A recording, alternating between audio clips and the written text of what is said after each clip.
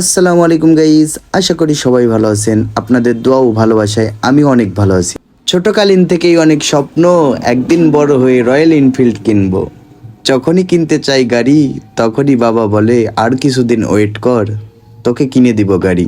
2024-এ যে মডেলটা লঞ্চ হয়েছিল ওটা আমার একদমই পছন্দ হয়নি। 2026-এ এসে নতুন নিউ মডেল রয়্যাল এনফিল্ড গাড়িটা কেমন হয়েছে আশা করি সবাই কমেন্টে বলতে ভুলবেন না।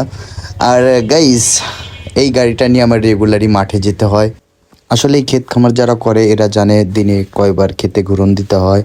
এমনকি আমার দোকান আছে, দোকান নিয়ে ব্যস্ত থাকি দিনে অনেক জায়গায় ঘুরতে হয়। আব্বু দেশে নেই, দেশের বাইরে আছে। আর সবাই আমার আব্বুর জন্য দোয়া করবেন, সে যেন সুস্থ সবলভাবে সহি সালামতে বাইরের জীবনটা পার করতে পারে, খুব তাড়াতাড়ি যেন আমাদের কাছে আবার ফিরে আসতে পারে ইনশাআল্লাহ।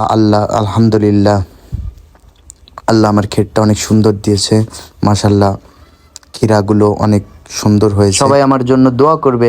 বড় কোনো আশা নেই, খাই দাই ঘুরি আর এই ছোট্ট জীবন পার করি।